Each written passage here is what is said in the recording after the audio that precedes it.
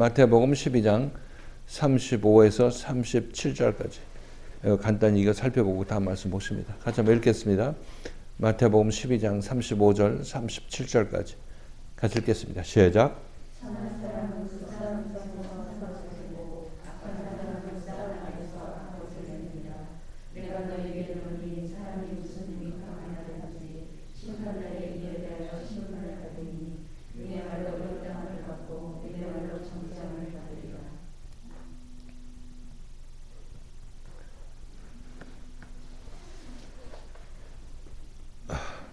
우리들은 선한 사람은 선한 말을 하죠.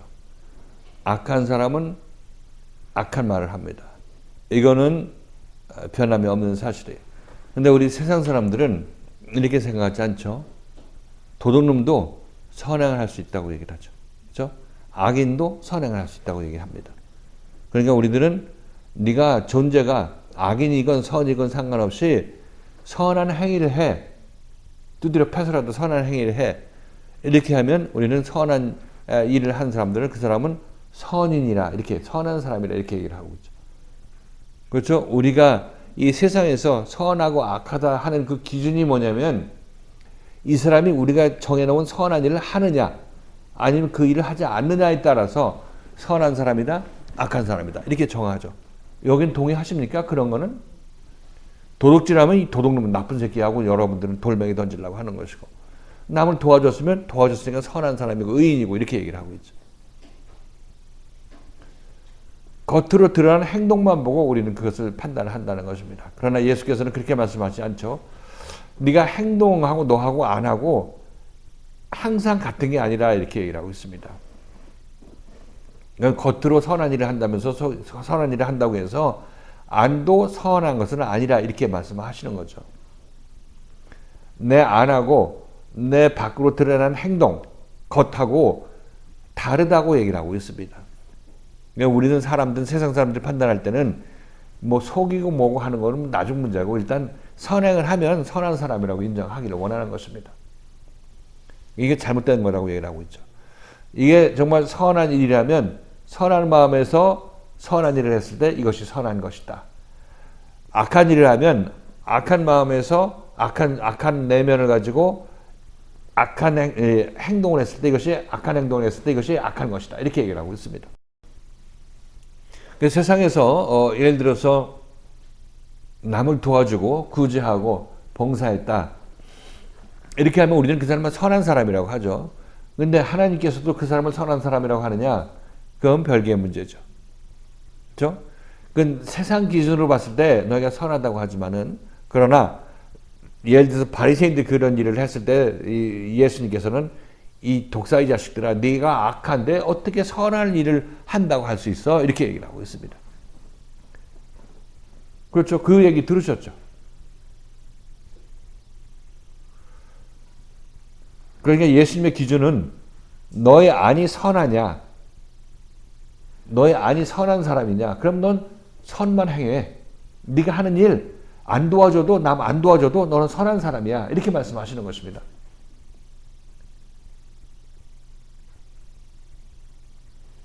구분이 되시나요? 지금 잘 되시나요? 우리는 행동만 하면 예를 들어서 여러분들이 제가 이거 해라 그래서 여러분이 그거 하게 되면 여러분은 선한 사람이라고 생각하겠죠. 왜? 하라는 행동을 했으니까.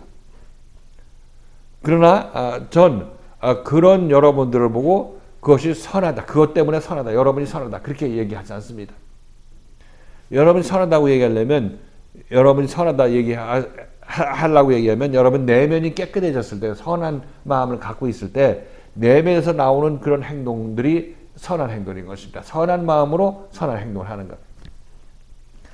근본적으로 우리는 선을 행할 수가 없는데 선한 악인으로서 이 땅에 태어나서 선을 행할 수가 없습니다. 그런데 그나마 순간적으로도 여러분 마음속에 하나님께 기도해서 하나님의 감동으로 여러분들이 그 하나님의 감동을 받아서 한 번, 두세 번 감동으로 하는 일을 할 수 있겠죠. 여러분들 교회 나오면서 뭐 감동받아서 헌금하는 일이나 봉사하는 일이나 이렇게 선행을 했을 때 하나님의 감동을 받아서 하게 됐을 때는 여러분 내면이 하나님의 선에 의해서 겉으로 드러나는 행동이 하나님 선한 행동이기 때문에 그 사람은 선한 행동을 했다 이렇게 얘기할 수 있겠죠. 그러나 이것은 그 한 번의 문제인 거고, 그러나 근본적으로 선이 내 안에 완전히 좌정을 하지 않았을 때, 하나님의 영이 내 안에 온전히 임하지 않았을 때는 나는 틈만 있으면 내 생각대로 할 수밖에 없습니다. 그래서 바로 악인의 생각으로 하게 되는 거죠. 악인의 생각으로 하는 일은 아무리 남을 구제하고 도와줘도 그것은 악한 행실이다. 이렇게 예수께서 말씀하십니다. 좋은 나무가 좋은 열매 맺고 악한 나무가 나쁜 나쁜 열매 맺는다. 이렇게 얘기를 하고 있습니다. 우리들도 여러분들도 계속해서 교회 생활하면서 저로부터 조명을 받죠. 조명 안 받아요?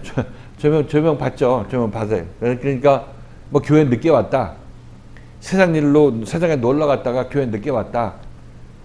그러면 전 여러분에게 교회보다 세상이 중요하냐? 이렇게 여러분이 도전적인 질문을 합니다. 도전적이라보다 시비 걸기 위해서 질문을 하죠. 그럼 여러분들 한번 생각해 보셔야 되죠.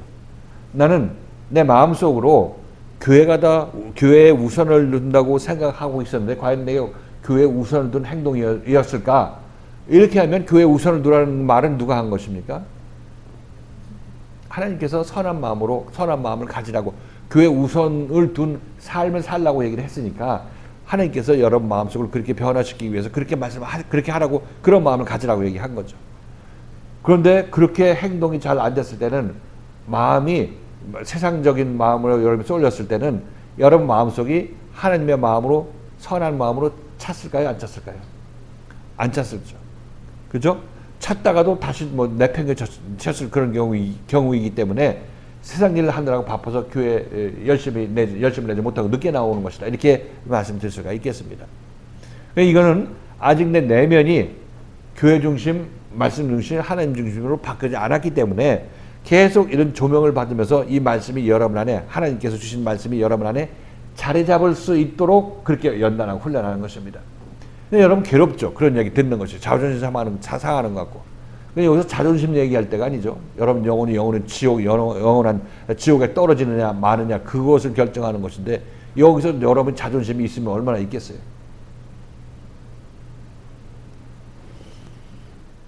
그래서 여러분들은 계속해서 도전받는 게 내 마음을 하나님 중심적으로 가져.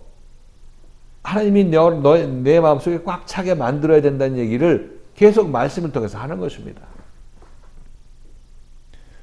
그러면 하나님이 꽉 차게 되면 여러분들은 이제 교회 일찍 나오겠죠. 또 교회 늦게 나와도 그것은 어떤 이유가 있어서 여러분들 마음속에 하나님을 더 중심적으로 생각하는데 늦게 나오면 늦게 나올 이유가 있기 때문에 물리적으로 누가 붙잡았든지 어디 갑자기 일이 생겼다든지 해가지고 피치 못해서 늦게 나오는 것입니다. 근데 그것도 선해요, 악해요? 이건 선한 거죠. 왜? 마음이 하나님 중심으로, 교회 중심으로 움직이는 사람이 때로는 늦을 수도 있고 빠를 수도 있는 것입니다. 그러니까 늦어도 선하고 빨라도 선한 거죠. 좋은 나무니까 좋은 열매 맺는 거죠. 내가 좋은 나무가 아닌 상태에서 교회 빨리 나와도 악하고 교회 늦게 나와도 악하고. 왜? 이 마음이 하나님 중심적으로 똑바로 서지 않은 상태이기 때문에. 세상적인 생각이 가득 찬 상태에서 교회 빨리 나오면 어떤 의도를 가지고 나오는 것이라 얘기를 하고 있어요. 자기 자신의 세상 욕심을 챙기기 위해서 그 의도를 가지고 나오는 것이라고 얘기를 하고 있는 것입니다. 알겠습니까? 우리 마음이 얼마나 중요한지. 바리새인들이 하나님의 일을 열심히 했죠. 겉으로 드러난 일을 열심히 했습니다. 길게 기도하고 일주일에 2번 금식하고 11조와 헌금을 드렸어요. 토색 불의 간음하지 않았습니다. 하나도 이들이 선하지 않다고 얘기할 사람이 없죠. 외형적으로 드러나는 것만 봐서. 그러나 예수께서 그 안을 보니까 이게 하나님과는 멀고 사람들로부터 인정받기 위해서 그런 마음을 가지고 이런 일을 한다는 것입니다. 하나님을 믿는다는 포장 안에서 그 속마음은 세상 사람들로부터 인정받아야지 하는 그런 마음으로 하나님을 팔아먹는 것이라고 얘기를 하고 있는 것입니다. 이게 속이 악하죠. 그러니까 나오는 행동이 하나님을 위해서 기도해도 악하고 기도 안 하면 안 해서 악한 것이고 좀 생각이 납니까? 이제 우리들은 그동안 이 내면하고 겉으로 드러나는 행동하고 이게 짬뽕이 돼가지고 뭐 그냥 하나로 뭉쳐 있어가지고 이 구분이 돼야 되는지 안 해야 되는지 이걸 모르는 사람이 너무 많아요. 근데 지금 여기서 하는 얘기는 내가 어떤 의도로 했느냐 이것이 우리의 내면이고 어떤 의도로 네가 뭐를 했느냐 이렇게 묻는 것은 속을 묻는 것입니다. 속마음을. 그래서 내면이 우리가 좀 여러분들이 지금 이 교회에서 겪고 있는 일들은 여러분 내면 마음을 영혼을 깨끗하게 하기 위해서 선하게 만들기 위해서 신앙생활을 하고 있는 것입니다. 여러분들이 자랑할 때 여러분들이 이 말씀에 대적할 때 저항할 때 난 이렇게 했는데 난 이런 선한 일을 했는데 많이 했는데 이게 여러분 갖고 나오는 거잖아요. 아닙니까? 근데 이 말씀은 여러분의 내면을 갖고 있는 숨은 생각을 붙잡아가지고 얘기를 하고 있는 것입니다. 그러니까 이게 소중한 거죠. 여러분을 선한 나무로 만들어서 선한 행동만 하는 사람으로 만들기 위해서 이 일을 하시는 것이니까 얼마나 감사한 것입니까? 근데 이 둘이 구분이 안 되는 사람이 있어요. 구분이 안 돼. 죽어도 이게 내 마음에 안 보이는 사람이에요. 이 사람들이 소경 중에 아주 단단한 소경이라고 얘기를 하고 있는 것입니다. 마음의 움직임을 잘 보고 이렇게 여러분들이 행동을 해야 되는 것이 여러분들 고침받는 지름길이에요. 가장 먼저 여러분이 생각해야 될 문제라고 말씀드리는 것입니다. 그래서 예수님께서는 선한 나무를 만들어서 선한 행동만 하게 되는 사람으로 바꾸는 것입니다. 내가 나쁜 나무일 때, 내 마음이 악한 마음을 갖고 있을 때 고치지 않고 아무리 선한 행동을 해도 이 사람들 전부 악한 열매만 낼 수밖에 없어요. 이게 굉장히 단순하면서 중요한 얘기입니다. 선한 나무는 선한 열매, 악한 나무는 악한 열매, 좋은 나무는 좋은 열매, 나쁜 나무는 나쁜 열매 맺는다. 이거 항상 여러분 생각하고 계셔야 돼요. 내가 죄인이면 무슨 교회 열심히 다니고 무슨 짓을 해도 전부 죄인의 행동일 수밖에 없어요.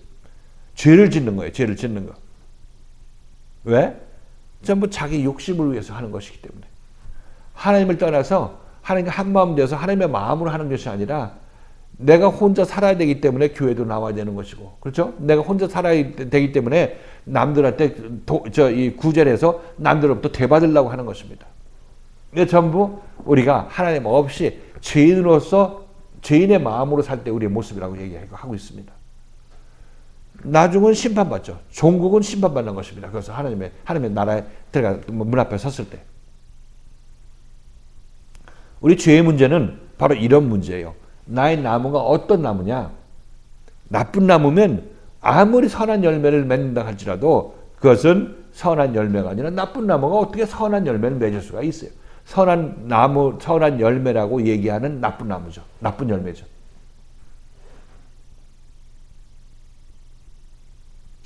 근데 우리 세상에서는 죄인도 선을 많이 하면 그 사람은 선하다고 하잖아요. 의인이라고 얘기를 하고 있고. 이건 애초에 틀린 거죠. 애초에 틀린 겁니다. 이 세상에서 그냥 자기들끼리 아웅다웅 살다가 전부 심판받은 사람들이 그렇게 자기 자신의 선을 구축해 놓고 그것을 지키라고 얘기하고 있는 것인데 그건 전부 하나님께 심판받아야 될 것입니다. 그럼에도 불구하고 이 세상에서 선이 중요한 이유는 그나마 이 세상에서 어떤 질서를 유지하고 이 세상의 시스템을 유지해 나가려면 이런 세상 선도 필요한 것입니다. 그런데 이 세상선은 이 세상에 살 때만 유효한 것인데 이 세상선에 우선하는 선은 하나님의 선이라고 말씀드리는 것입니다. 우리들은 세상선에 의해서 사는 것으로 예수 믿는 것을 끝내려고 해서는 안 되는 것이고 하나님의 선이 내 안에 임해서 그 하나님의 선으로 세상을 선으로 행하든지 아니면 세상에서 예수 믿는 행위를 하든지 이렇게 해야 되는 것이 마땅하다고 이런 사람이 제대로 인생을 사는 사람이라고 말씀드리는 것이고 이들이 예수 제대로 믿는 사람인 것입니다. 예수께서 귀신 들려서 벙어리 되고 눈먼 자를 귀신을 쫓아내므로 말미암아 말하게 하고 보게 했죠. 이 일이 선한 일이라고 이 바리새인들도 인정했습니다. 어떻게 인정한 것으로 아냐면 옆에 있는 백성들이 이 예수가 메시아가 아니냐 하나님께서 보낸 구세주가 아니냐 이렇게 얘기를 했을 때 이거 진짜 이 백성들이 예수가 선한 일을 했다고 메시아라고 인정하려고 하네. 그러니까 이 바리새인들이 그걸 보고 있다가 뭐라고 얘기합니까? 이게 귀신의 왕의 힘을 빌어서, 귀신의 왕 바알세불의 힘을 빌어서 얘가 이렇게 선한 일을 했다, 이렇게 얘기를 하고 있습니다. 그러니까 이 바리새인들은 선한 일이라는 단어를 안 썼지만, 그러나 백성들이 암묵적으로 바리새인들은 예수가 선한 일을 했다는 것을 인정하는 거죠. 인정했는데, 그러나 그 바알세불, 귀신의 왕의 힘을 빌어서 이 일을 한 거, 눈뜨게 한 거야, 이렇게 얘기를 하고 있습니다. 귀신은 남들을 벙어리 되게 하고 몸 망신 주고 그렇게 망하게 하는 일을 귀신들이 하는 것인데, 어떻게 그것을 그 힘을 빌어서 이 귀신 들린 자를 눈을 뜨게 했다는 것이 말이 안 된다고 예수께서 말씀하시는 거죠. 그러니까 내가 선행을 한 것은 내가 선한 자이기 때문에 이 선행을 한 것인데, 좋은 나무이기 때문에 좋은 열매를 맺은 것인데, 너네들이 나를 나쁜 나무로 얘기를 한다, 바알세불의 힘을 빌어서 이 일을 했다고 얘기를 하는 것이니까, 결국 나는 나쁜 사람인데 선행을 했다, 이런 얘기를 하려고 하는 건 아니냐, 예수께서 이렇게 말씀하시는 것입니다. 그래서 예수께서는 나는 선한 사람으로서 무엇을 하든지 선하다, 이렇게 얘기를 하고 있습니다. 내가 너네들 보고 이 독사의 자식들아, 너희는 악하니 어떻게 선한 말을 할 수 있느냐, 이런 얘기를 해도 나는 지금 선한 열매를 맺는 것이고 좋은 나무가 좋은 열매 맺는 것이다, 이렇게 말씀하시는 거죠. 바리새인 입장에서는 이 얘기가 씨가 먹히겠어요, 안 먹히겠어요? 장녀들 보고, 자기 선한 사람들 보고 이 독사의 자식들아, 이렇게 이렇게 얘기를 하니까 이거는 이 선한 사람이라고 예수가 생각하지 않겠죠. 그리고 우리 눈에는 예수를 분별할 수 있는 눈이 없어요. 우리 눈은 예수를 분별할 수 있는 그런 능력이 없다, 이렇게 말씀드리는 것입니다. 자, 그래서 우리들은 예수에 의해서 선한 나무로 바뀌어 나가는 과정이고, 이 선한 나무는 이제 나중에 선한 열매만을 맺게 되어 있습니다.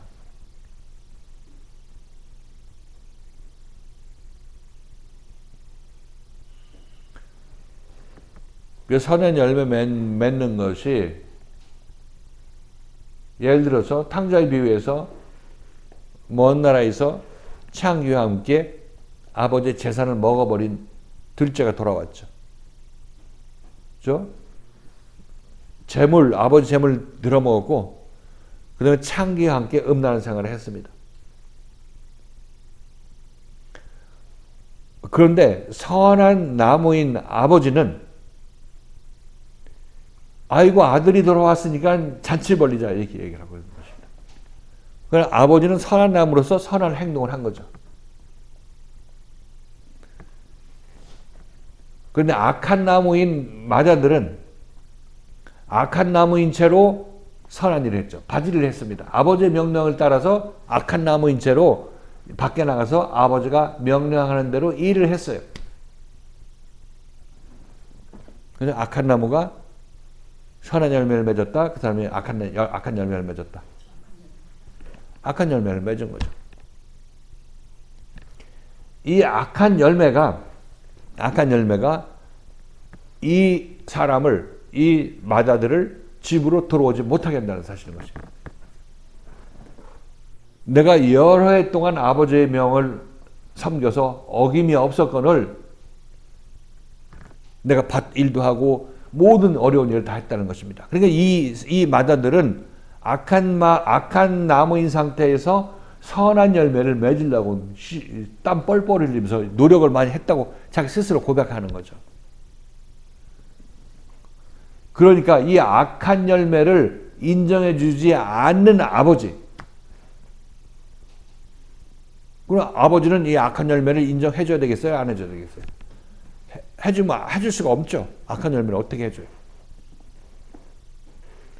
그런데 그것 때문에 내가 생각할 땐 선한 열매인데 악한 열매라고 하면서 인정해주지 않는 그 아버지 때문에 성질 나가지고 아버지한테 성질 나서 집을 들어오지 못하고 있는 것을 알 수가 있습니다. 그러니까 마자들은 어떻게 되느냐? 집을 돌아오라고 아버지가 얘기해도 못 들어오잖아요. 그 마다들은 어떻게 되느냐? 이 마다들은 아버지의 마음을 가져서 아버지 나무처럼 돼야 되는 것입니다. 선한 나무가 돼야 되는 거예요. 그렇게 되면 이 마다들이 둘째 아들이 창기와 함께 제사를 먹어버린 둘째 아들이 돌아와도 어떻게 하겠어요? 아버지의 마음으로 가서 이 끌어안고 기뻐하겠죠. 같이 잔치하겠죠. 이때가 이 마다들이 그 나라에 그 집에 합당한 사람이 되었을 때인 것입니다. 근데 우리들은 마다들로 이 땅에 오는 것입니다. 아직도 우리의 마음속에 마다들의 근성이 있죠. 여기서 우리가 고침받는 것은 그 마다들의 그 마음이 말씀에 의해서 아니면 연단받고 훈련받음으로 말미암아 점차 아버지의 마음으로 변화되는 과정에 있는 것입니다. 나무가 바뀌죠. 나쁜 나무에서 좋은 나무로 좀 바뀌어 나가고 있는 과정이 여러분 교회에서 여러분이 겪고 있는 그런 과정이라고 말씀드린 것입니다. 교회에서 일어난 일이 바로 이 일이 여러분에게 일어나고 있는 것이에요.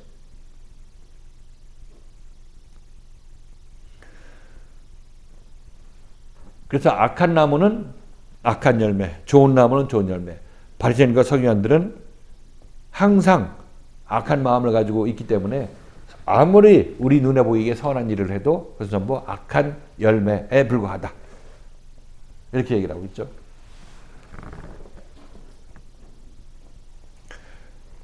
내가 너에게 이르노니 사람이 무슨 무익한 말, 의미 없는 말, 무의미한 말, 뜻없는 말을 하든지 심판날에 이에 대해서 신문을 받으리라. 이 얘기는 이 무익한 말이라는 것은 쓸데없는 말을 얘기를 하고 있죠. 쓸데가 값어치 없는 말. 값어치의 기준이 뭐냐면 하나님의 영원한 생명이 값어치인 거죠. 생명이 깃들어 있지 않는 그 말들은 전부 헛개비 말에 불과한 것입니다. 우리가 이 세상에서 하고 있는 모든 말들은 주인으로 와서 하나님 없이 하는 말들은 아무리 지식적으로 맞고 뭐 한다고 할지라도 그건 전부 무가치한 말들인 것입니다. 무익한 말들인 거죠.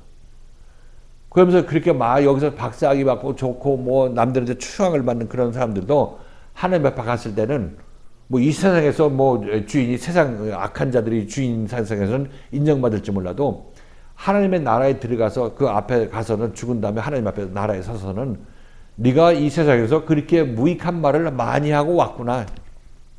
아무런 쓰잘데기 없는 말을 하고 왔구나. 이렇게 하나님께서 말씀하실 수밖에 없습니다. 그리고 그 사람이 그런 박사가 예를 들어서 무슨 교통사고 나갖고 하나님께서 역사해 주셔서 하나님을 알게 됐을 때 그때 자기 자신은 그동안 했던 남들로부터 인정받던 그런 모든 일들이 전부 진리와 동떨어진 그냥 헛된 얘기를 하다 내가 왔구나 하는 것을 깨닫게 될 것입니다. 지금 교회에서 여러분들이 이 어떤 가치 기준에 대해서 배우는 것인데 이거 잘 생각하셔야 됩니다. 여러분들이 가장 중요한 가치는 하나님의 생명이 여러분에게 가장 중요한 가치가 되는 것입니다. 생명을 받기 위해서 말씀을 듣고 또 듣고 함으로 말미암아 생명이 온전히 여러분 안에 장착되도록 정착하도록 지금 이 길을 여러분이 따라 나서고 있는 것입니다. 여기서 말씀을 듣다 보면 여러분 가치관이 틀려지는 것을 느끼게 될 것이에요. 세상을 보는 눈도 점차 달라지고 있는 거고 이전에 보던 그 어리석은 생각들, 무가치한 말을 하면서 살던 그 세상 것들이 점점 이제 바뀌어져 나가는 것을 알 수가 있어요. 그게 말씀에 의해서 자라나는 거죠.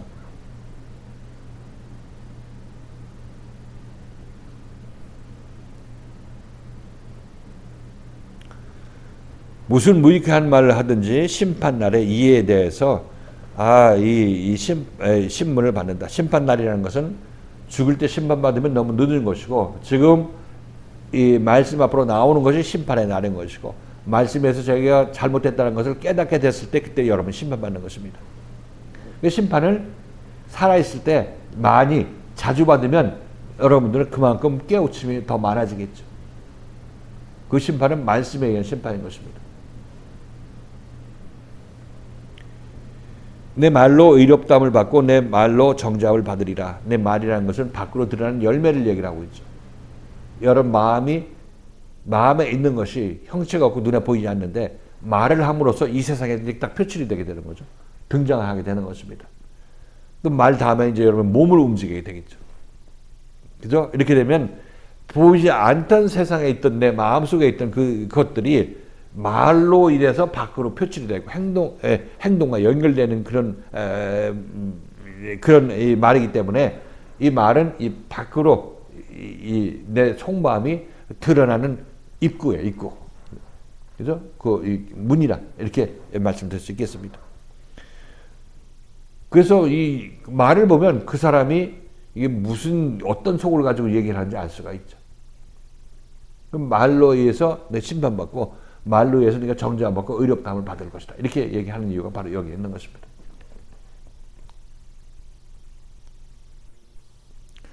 자, 이렇게 얘기를 하니까 이제 무슨 제대로 이들이 이해를 했는지 몰라도 바리새인들이 가만히 보니까 어떤 수세에 몰리는 것 같은 그런 느낌을 받죠.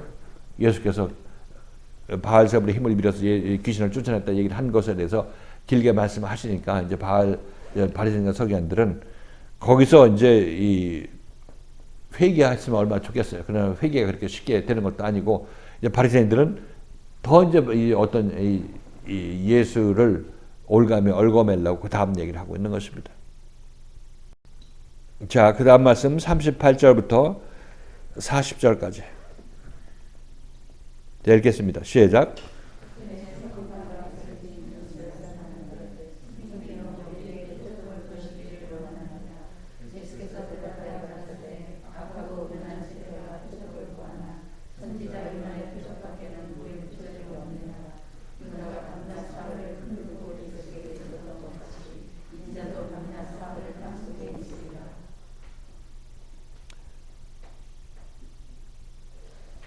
그때 서기관과 바리새인 중에 몇 사람이 말하되 선생님이여 우리에게 표적을 보여주시기를 원하나이다.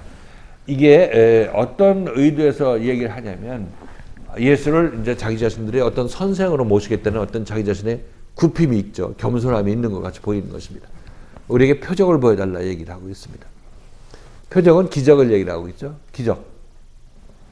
우리한테 당신이 메시아인 것을 정말 우리도 알고 싶으니까 그걸 알려줄 수 있는 어떤 기적을 좀 하늘에서 내는 기적을 좀 보여달라 이렇게 요청하는 것입니다. 어떻게 보면 선한 마음인 것 같죠. 예수님 잘 내가 설명해 주시면 한번 믿어보겠습니다. 이렇게 얘기를 하고 있는 거죠. 그런데 예수를 믿는다는 것은 어떤 기적을 보고 내가 믿어준다, 믿을 만한 증거를 보고 믿어준다 하는 것은 그것은 그렇게 믿었다가도 이 사람의 마음이 변하면 뒤집을 수 있어요, 없어요? 그건 손바닥 뒤집을 수 있는 것입니다. 베드로도 예수를 쫓아다니면서 죽을 때까지 죽어도 같이 가겠다고 하니까 예수가 잡히는 거 힘없이 잡히는 걸 보고 저주하면서 도망가려고 했죠. 내가 이렇게 하겠다는 얘기하고 그렇게 하는 거하고는 별개의 문제예요. 제자들도 3년 반 동안 누구보다도 예수 옆에서 기적을 많이 봤죠. 표적을 많이 봤습니다. 그런데도 불구하고 그런 이 베드로를 비롯한 이 제자들이 예수를 배반했던 것을 기억한다면 이건 기적을 보고 믿는 것은 내가 기적을 보여줬으니까 너희 믿어 하게 되면 이것이 참다운 믿음이라면 하나님께서 그걸 왜 못하겠어요?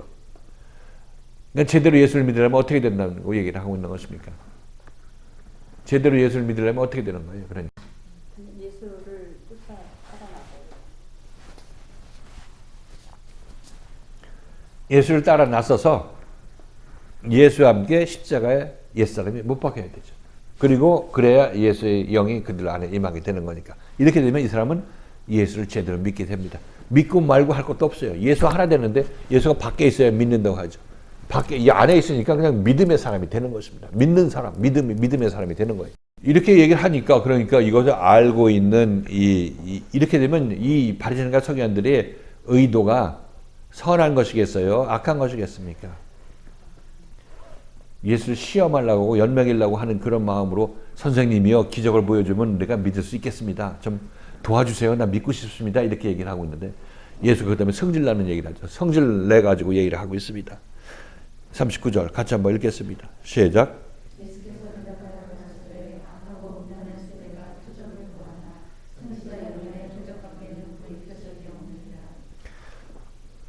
이 악한 세대들아. 그러니까 예수는 이 서기관과 바리새인과 서기관들이 그런 얘기를 하는 걸 듣고 마음에 없는 얘기를 한다는 것을 간파한 거죠. 당연히 마음에 없는 얘기를 하고 있는 것입니다. 그들을 놓고 악하고 음란한 세대라. 악한 세대라는 것은 태어날 때부터 악한 자들이 악한 말을 하는 것이죠. 그 악한 자들이 이 앞에서 얘기한 대로 선생님이요 기적을 보여주시면 제가 맺을 수 있으면 믿겠습니다. 이렇게 얘기를 하는 것은 겉으로 볼 때 선한 말이에요, 악한 말이에요. 겉으로 보기에 선한 말이죠. 근데 그들 마음에서는 예수한테 순종하고 싶은 마음이 있어요, 없어요? 없는 상태에서 한 거기 때문에 이게 악한 말이라고 얘기를 하는 것입니다. 그렇죠? 세상 사람들이 속과 겉을 구분하지 못하는 사람들은 예수가 괜히 성질내, 갑자기 괴팍하게 이렇게 성질내 이렇게 생각할 수도 있겠죠. 그러나 예수님은 그들의 마음을 꿰뚫어 보고 얘기를 하고 있는 거죠. 악하고 음란한 세대, 음란한 세대라는 얘기는 악한 세대는 우리가 당연히 악한 자들이 모여 사는 이 세상에서의 어떤 삶 전체가 악한 자들의 세상이니까 뭐 악한 자들은 이 세상에 사는 사람들이 모두 악한 자인 것이죠. 음란한 세대라는 얘기는 우리가 에레미야서 말씀을 살펴봤나요? 하나님은 우리의 남편이시다. 그리고 너희가 남편을 속였다 이렇게 얘기를 하고 있죠. 딴 씨를 받는다 이렇게 얘기를 하고 있어요. 음란하다는 얘기는 이 세상적인 음란하다고 얘기해서 이 바리새인과 서기관들을 음란한 자들이라고 얘기를 하는 것이 아니라 하나님의 씨를 받아야 될 자들이 하나님의 생명의 말씀을 전하는 그런 자들이면서 하나님의 씨를 받을 생각을 하지 아니하고 인간 계명을 가지고 남들을 가르치고 자기 자신을 받아들이는 것입니다. 인간 계명. 바리새인들이 인간 계명을 가르친다 얘기하고 있는 것은 살인하지 말라, 간음하지 말라, 도적질하지 말라. 이게 이 세상의 계명 아닙니까?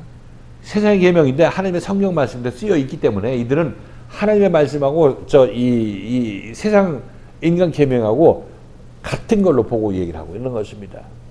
그런데 하나님께서는 성경 말씀에서 살인하지 말라, 간음하지 말라, 도적질하지 말라, 이거 네 부모를 공경하라, 이 모든 말씀들은 전부 이 영적인 의미에서 얘기를 하고 있는 것입니다. 그런데 바리새인과 서기관들은 이것을 그냥 육신적인 인간 계명으로 알고 있었다고 얘기를 하고 있습니다.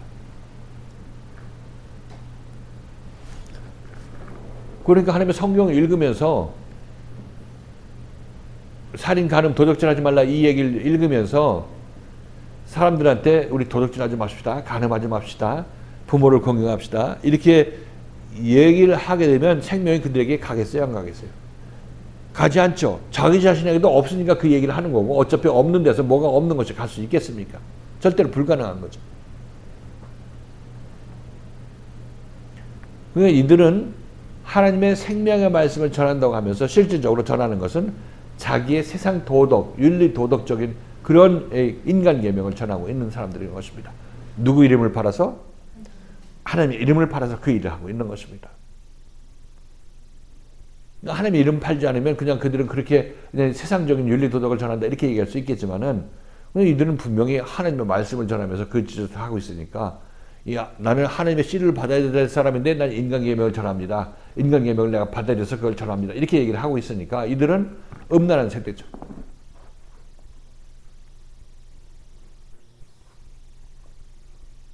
자기가 지금 받고 있는 말씀이 하나님의 말씀이 아닌 것이 음란한 자체인 것이고 그 말씀을 전하는 것도 음란함을 남한테도 전하는 것입니다.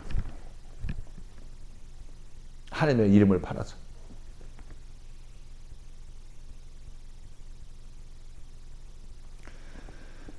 그러면서 예수께서 말씀하십니다. 내가 너희가 보일 표적은 선지자 요나의 표적밖에 없다. 이렇게 얘기를 하고 있습니다. 근데 예수님께서 바리새인과 서기관들한테 내가 너희에게 보일 표적은 유일한 게 요나의 표적이다. 이렇게 얘기를 하고 있어요. 요나의 표적. 자, 요나의 표적이 무엇이길래 예수님께서는 이 바리새인과 서기관들이 정말 예수를 믿겠다고 하는 그들한테 이 요나의 표적밖에 보일 표적이 없다고 말씀하셨는가? 이것을 우리는 생각해 봐야 되겠죠. 요나의 표적은 이 고담 40절에서 나옵니다. 40절 같이 한번 읽을까요? 읽겠습니다. 시작.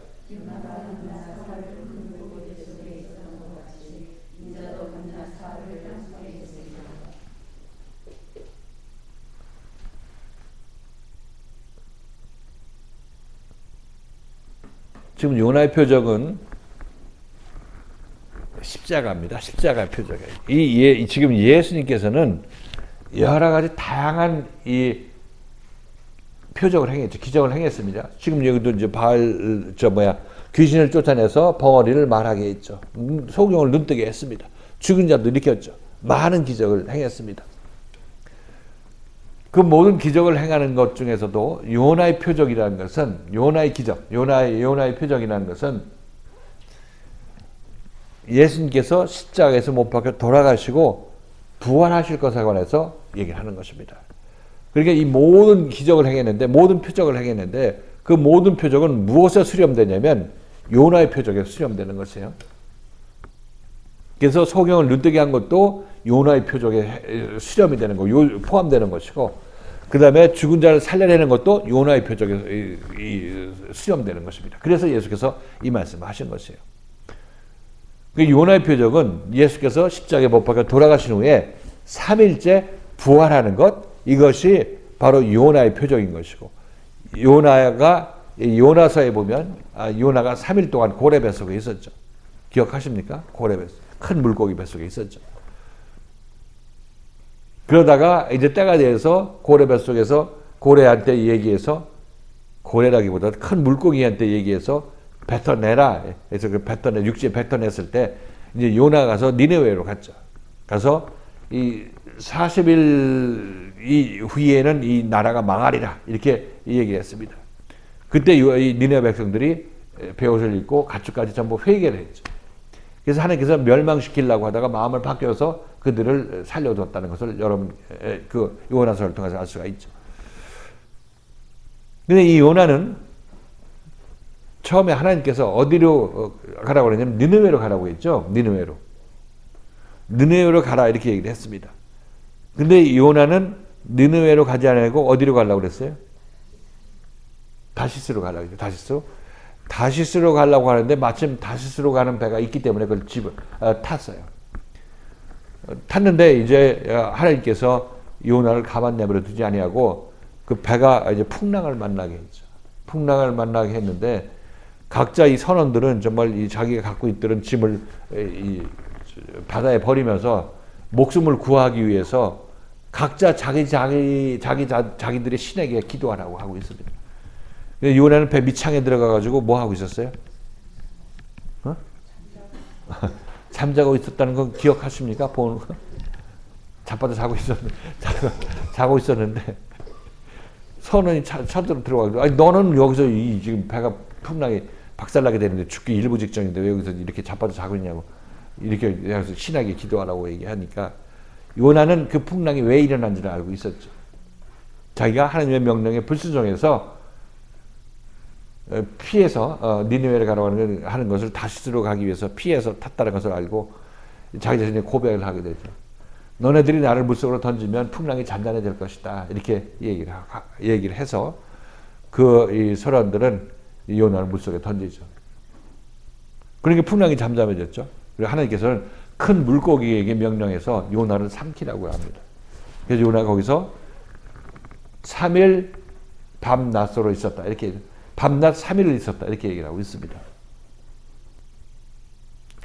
예수님도 십자가에 못 박으신 이후에 밤낮 3일을 있었죠. 예수님이 십자가에 못 박힌 날이 언제라고 여러분 알고 계시죠? 월화수목금 토일.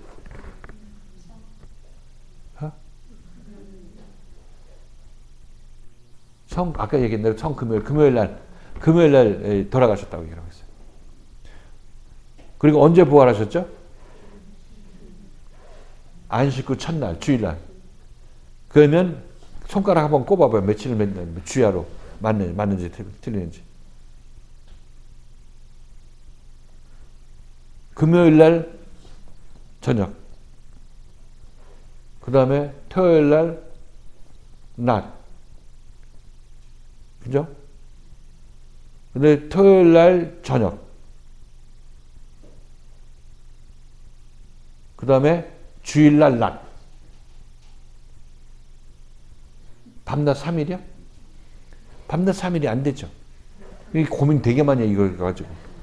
72시간이 안 되니까 이게 고민하죠. 그렇죠. 따져봤어요? 밤낮 3일이면 밤하고 낮하고 이걸 3번 바꿔야 되잖아요. 3일이면. 근데 금, 토, 일 이렇게 되면 3일은 3일이야. 금요일 날 저녁 안식일 첫날 새벽에 부활을 하셨으니까. 그 실제로 온전한 날은 안식일밖에 없다는 말이죠.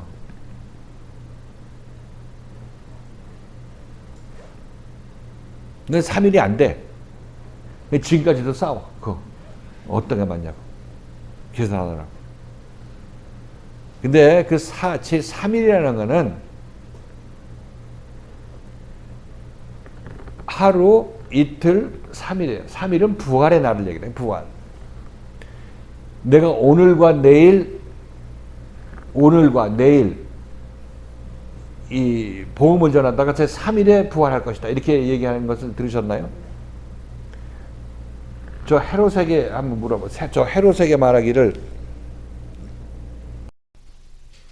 누가복음 13장 32절. 자, 같이 한번 읽겠습니다. 시작.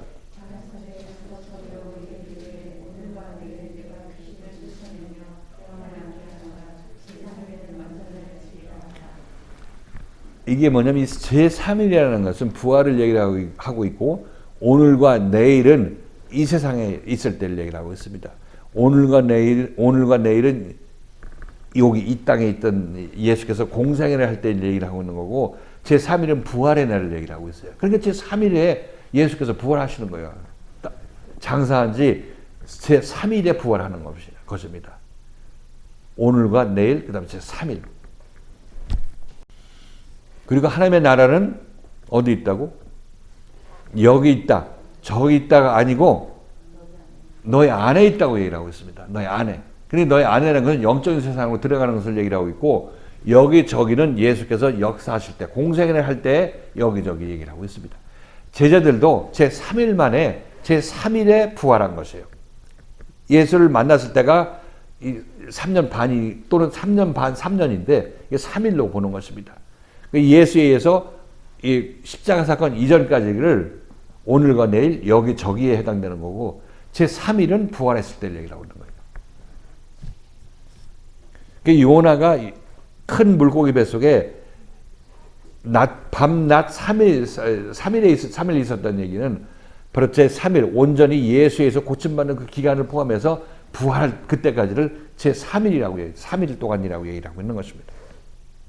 요나가 큰 물고기 뱃속에서 3일 있다가 부활 이제 큰 물고기 뱃속에서 나왔다는 얘기는 이제 부활했다는 얘기를 하고 있는 거죠. 그 다음에 부활한 다음에 요나가 하나님의 말씀을 들었어요, 안 들었어요? 니네웨로 갔죠. 가지 않으려고 했다가 니네웨로 갔습니다. 그래서 복음을 전파했고 그 니네웨 사람들을 살렸죠. 자, 이렇게 봤을 때 요나의 경우로 봤을 때 요나가 하나님께서 너 니네웨로 가서 선포해 했을 때 이 요나는 어디로 갔냐면 다시스로 가려고 했어요. 풍랑을 만나서 물고기 뱃속으로 들어가는 처지가 됐죠. 이건 무엇을 얘기를 하고 있냐면 우리가 하나님의 명령을 받았을 때 너 가서 복음을 전파해 했을 때 우리들은 어디로 갑니까? 저 세상으로 가서 복음을 전파해 했을 때 우리들은 이 니느웨로 갑니까? 아니면 다시스로 갑니까? 예를 들어서 우리들이 하나님의 명령을 듣고 예수 믿겠습니다 하고 우리가 가는 길이 하나님께서 원하시는 길, 예수가 원하는 길을 우리가 가느냐 묻는 것입니다. 가고 싶어도 못 가죠. 니느웨로 가라고 하면 니느웨로 못 가고 다시스로 새길로 빠지는 걸 알 수가 있습니다. 왜? 우리는 복음을 모르기 때문에, 니느웨를 모르기 때문에 못 가는 것입니다. 다시스로 갈 수밖에 없죠. 그래서 요나는 다시스로 간 게 불순종해서 간 것이 아니라 우선 그리 갈 수밖에 없기 때문에 그리 가는 거죠. 우리가 율법으로 가고 싶어서 율법으로 가는 것이 아니라 율법 시대를 지나야 복음 시대로 오기 때문에 율법으로 가는 것이 삐뚤어 가는 거예요. 삐뚤어 가는 것을 보고 하나님께서는 보고 있다가 너 왜 가라는 대로 가고 일리가 이렇게 얘기를 하고 우리를 다시 끌어올리는 것입니다. 어? 마침 다시 들어가는 배가 있다. 그럼 기다려 열려 있으니까 그렇게 가는 거죠. 어디로 가?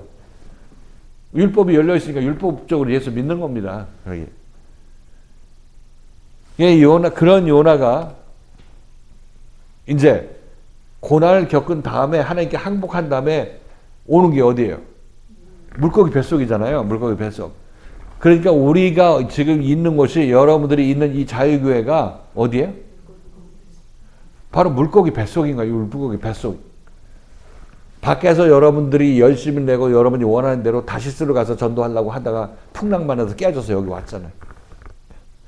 여기 이제 물고기 뱃속에 갇힌 거지. 근데 물고기 뱃속에 갇힌 게 복되는 이유가 이 뒤로 여기서 나간 뒤로 하나님의 명령에 순종하는 사람이 됐잖아요. 그렇죠?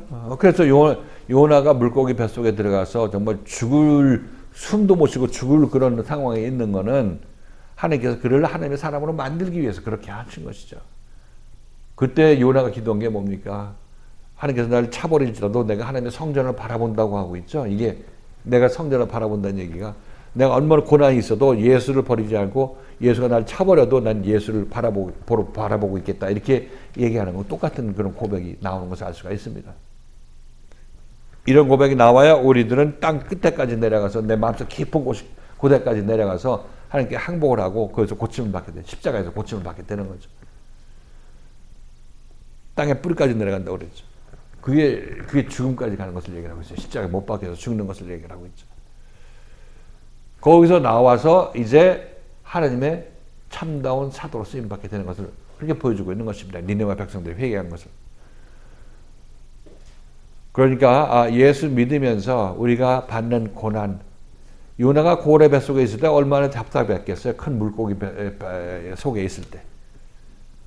그죠? 정말 이 원망도 터져나오고 초창기에는 여러 가지 이 어떤 저항이 있었을 것입니다만은 그러나 큰 물고기 뱃속에서 자기가 어떻게 할 거예요?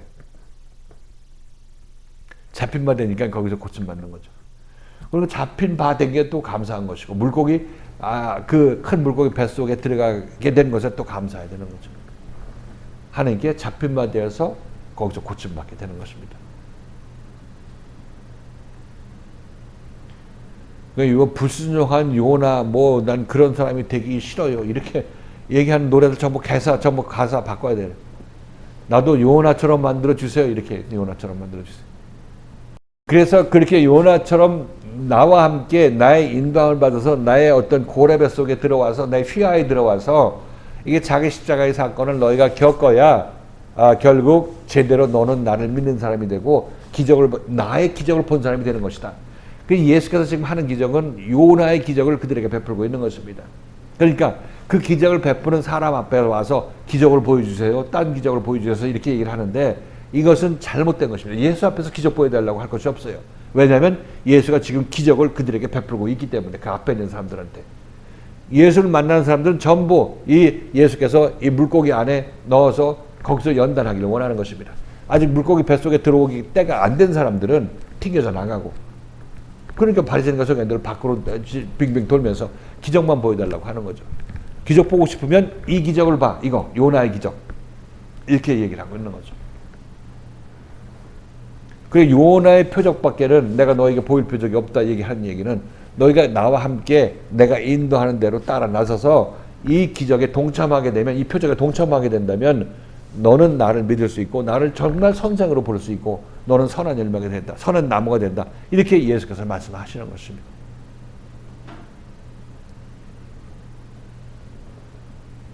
그러니까 예수께서 이 정말로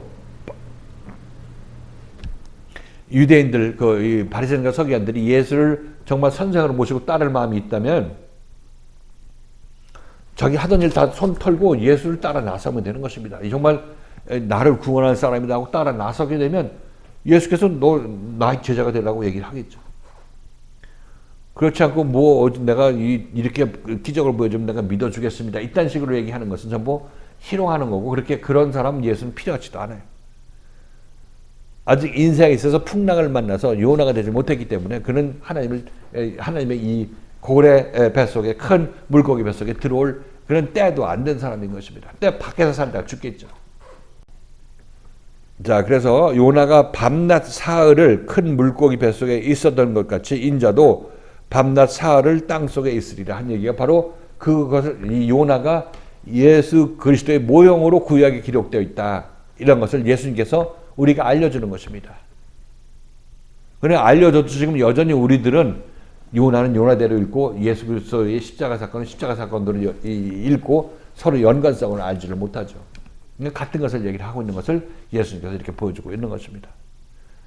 우리들도 예수의 표적을 보기를 원하면 뭐 크게 뭐 갑자기 부자가 가난해지거나 아니면 가난한 자가 갑자기 갑부가 되거나 하는 이런 걸 보고 예수를 제대로 믿겠다고 할 것이 아니라 그것은 어떤 반짝하는 뭐 예수께 앞으로 오는 그런 어떤 힘은 실어줄 수 있을지 몰라도 근본적으로 예수의 말씀에 의해서 우리가 다 고침 받아야 되는 것입니다. 고침 받은 다음에 그 다음에 그리스도의 영이 우리 마음속에 임하게 되었을 때 우리들은 비로소 더 이상 기적이 필요 없는 가장 큰 기적 중의 기적인 십자가를 체험한 요나의 표적을 내가 체험했기 때문에 그 뒤로는 예수께 무슨 기적을 보여달라 하지 않더라도 예수님은 그냥 그렇게 계신 분, 하나님의 생명을 나에게 주신 분, 나와 하나 되신 분, 이렇게 여러분께서 이해하실 수 있게 되는 것입니다. 이것이 예수님이 이 제자들을 비롯해서 유대 바리새인과 서기관들 모든 만나는 모든 사람들한테 이 일을 이루어주기를 원하시는 것입니다. 이거 갖고 장난하고 시험하고 찔러보고 하는 그런 유대인과 바리새인과 서기관들은 예수님께서 뭐 만나면 책망의 말씀을 당연히 하겠죠. 그러나 그들이 원치 않기 때문에 원치 않은 그들이 구원을 억지로 구원할 수도 없는 것이고 때가 안 된 사람들이기 때문에 그건 그대로 나아둘 수밖에 없습니다. 요나의 표적이 왜 모든 표적의 본이 되는지 말씀드렸죠. 이해를 하셨죠? 요나의 말씀에서 요나가 예수 그리스도를 만났을 때 큰 물고기 안에 갇힌 말이었다 이렇게 표현하는 걸 우리는 잘 생각하셔야 됩니다. 지금 여러분들이 여기서 연단 받는 거 힘들다고 하시죠? 그게 바로 큰 물고기 뱃속 아니기 때문에 그런 거예요. 성경이 그래야 내가 제대로 하나님의 명령을 수행하는 복음을 전하는 사람이 된다는 것을 이렇게 보여주고 있는 것입니다. 답답하죠. 그러나 거기서 때가 되면 물고기가 여러분들을 토해낼 것입니다. 그때 우리들은 비로소 하나님의 생명을 가진 자로서 남은 인생 하나님과 하나 되어서 하나님의 생명을 전하는 그런 사람들로 쓰임받게 되는 거죠.